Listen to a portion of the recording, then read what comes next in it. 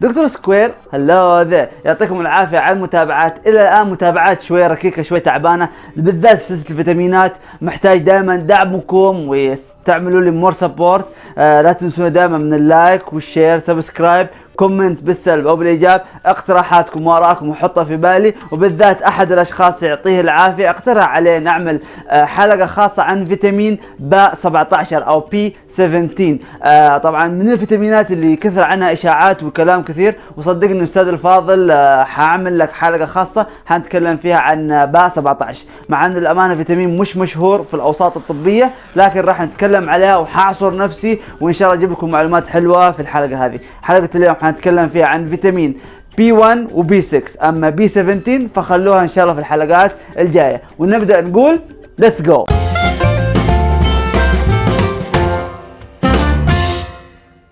فيتامين B1 او الثيامين، اغلبنا يمكن نعرف الفيتامين هذا ومر علينا بشكل عام، لكن من اهم فوائده واللي الكثير من يمكن ياخذه كمسألة تنشيف او شغلات زي كذا، وهي تسريع عمليات الايض، بالذات الاشخاص اللي بيعانوا من فات ويبغوا يعملوا تنشيف للدهون الموجوده في جسمهم، بياخذ من الثيامين او فيتامين B1 بحيث انه يحرق الدهون، لانه بياخذ الدهون والكربوهيدرات والبروتينات اللي موجوده في الجسم ويحولها الى طاقه. مش كذا وبس، تقويه المناعه وبتخليها مور ريزيستنت او بتقويها اكثر بكثير في ناحيه القتال ضد البكتيريا وضد الالتهابات، بالذات التهابات الجهاز التنفسي.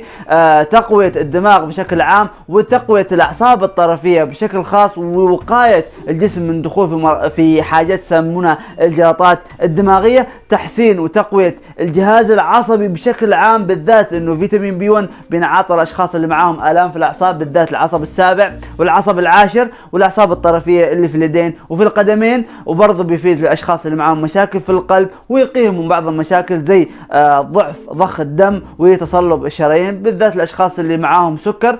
وما ننسى مرضى السكر، الاشخاص اللي معاهم مشاكل في الكلى بسبب مرض السكر بيقلل من حدوث هذه الاشكاليات. اخر نقطتين، بيساعد على عمليه الهضم، بالذات الاشخاص اللي معاهم دائما انتفاخات في البطن. واخيرا وليس اخرا، الاشخاص اللي مدمنين على الكحول وعندهم مشاكل عصبيه بسبب ادمان الكحول، انصحهم بتناول فيتامين B1 بشكل عام. الكميات اللي ممكن يحتاجها الجسم الطبيعي فينا بيحتاج 1 ملي جرام، والجسم يقدر ياخذ كميات عاليه من فيتامين B1 ويخزنها في الجسم ويستفيد منها لمده شهور. فانت مش ضروري تاخذ فيتامين B1 كل يوم لان الجسم يقدر يخزنه، لكن اهم المصادر اللي بيحتوي على فيتامين B1 اللي هو سمك السلمون، التونه، عباد الشمس، الفستق والكتان، الفول الاخضر والعدس والبازلاء الخضراء. وفي نوع من الاسماك اسمه سمك السلور، انا ما اعرف طبعا ايش شكله، بس هذه صورته للمتابعين اللي يبغوا يعرفوا عن السمكه هذه. طبعا لو انت من الاشخاص اللي بتحب من مصادر يعني متوفره، ما تحب تعكن عن نفسك وتروح البنقله وتشتري سمك وتدور على الفاصوليا وذي الفاصوليا الناشفه دي، فانا اقول لك خذها من الخضار والفواكه بشكل عام. اهم الخضار والفواكه عندك السبانخ، البرتقال، الشمام، الحليب والبيض المسلوق. طبعا فيتامين B1 بيساعد كثير من الامراض في علاجها او في تقليل المشاكل اللي بينجم عن بعض الامراض المعينه. من اهمها الامراض اللي بسبب تناول او الادمان الكحول. اجرنا الله واياكم. طبعا الكحول مش منتشر هنا في المملكه العربيه السعوديه بشكل كبير، لكن في دول ممكن الكحول فيها منتشر بكميه عاليه، وممكن يعمل لك بعض المشاكل في الاطراف، بالذات في سندروم ان شاء الله ما تخيبني الذاكره، فرينك كورساكوف. هذه احد السندرومات اللي بتيجي الاشخاص اللي معاهم ادمان شديد على الكحول، وبيتميز السندروم هذا بضعف الاطراف العلويه والسفليه، بالذات الاحساس والحركه، بيحس المريض حركته ثقيله زياده عن اللزوم. فلو انت متعاطي للكحول وجاتك الاعراض هذه، فانتبه، انت داخل في مرحله خطيره جدا، لازم تدرك نفسك. بالاضافه الى المياه البيضاء، اضطرابات الكلويه بالذات الاشخاص اللي معاهم سكر، الام الدوره الشهريه، تقوية العضلات بشكل عام وبشكل خاص الأشخاص الرياضيين وعندهم رياضات عنيفة، تقوية الشهية، السعال المزمن، آلام المعدة، آلام التعب والإرهاق بالذات بعد العمل بشكل عام، وبعض مشاكل الأيض. يعني في الأمانة كذا مرض بسبب مشاكل الأيض ونقص فيتامين B1، منها متلازمة لي، بالعربي اسمها في متلازمة ثانية اسمها داء البول القيقبي. ما طبعا انا بحاول اجيب لكم مصطلحات بالعربي عشان انتم تخشوا النت وتبحثوا عن الشغلات هذه وتعرفوا اكثر، لان ما اقدر افصل كل مرض ايش هو وايش اعراضه وايش شغلاته. يعني معلومات مني شويه ومعلومات منكم شويه، نحاول نكمل بعض ونزيد من معرفه المتابعين بشكل عام. فيتامين بي 6 او البيرودوكسين من الفيتامينات اللي للامانه بيستخدموها كثير من الاشخاص وكثير من الدكاتره بالذات لمشاكل الاعصاب، لكن هو بيفيد جسم الانسان باشياء جدا كثيره مش بس الاعصاب، من اهمها تحسين المزاج وتقليل مشاكل او حدوث مسألة الاكتئاب، تعزيز صحة الدماغ بشكل عام، وتقوية الخلايا العصبية بشكل خاص، وبرضه بيأخر مسألة الشيخوخة اللي بيتعرض لها جسم الإنسان. في بعض المشاكل بسبب الأنيميا ممكن تصير بسبب نقص فيتامين بي 6 بالذات، مشاكل نقص الهيموغلوبين اللي موجود في الدم.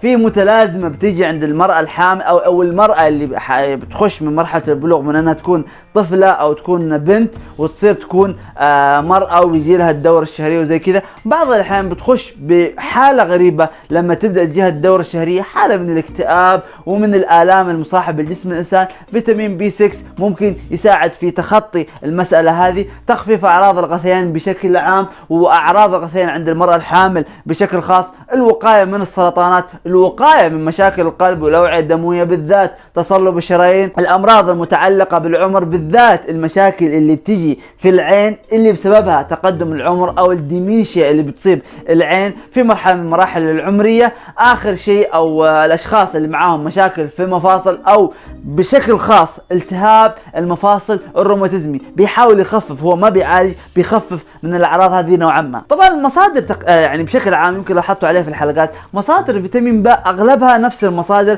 مع اختلاف في أشياء بسيطة.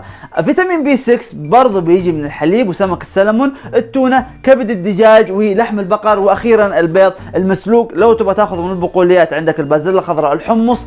اذا انت من عشاق الفواكه والخضار مثلي فانا انصحك بالجزر، السبانخ، البطاطا الحلوه والموز، واخيرا صديق الاشخاص اللي بيلعبوا رياضه والفاكهه المحببه عندهم كثير اللي هي الافوكادو. للامانه الافوكادو بتحتوي على كميه كبيره من الفيتامينات والمعادن المهمه جدا بشكل عام والمهمه للرياضيين بشكل خاص. فيتامين بي 6 بيفيد كثير للامانه من الامراض، والامراض هذه منتشره عندنا في المجتمع. من اهمها طبعا عدوا معايا، هي كثيره جدا، انا انصحكم فعلا انكم تخشوا على روابط الحلقه هذه عشان تعرفوا معلومات اكثر عن فيتامين بي 1 وبي 6. لكن خلينا نعدد الامراض هذه مع بعض. الصرع، مشاكل انيميا بشكل عام، ارتفاع الهوموستاتين اللي ذكرناه بحمض الفوليك، ارجع لحلقه حمض الفوليك في القناه عندي.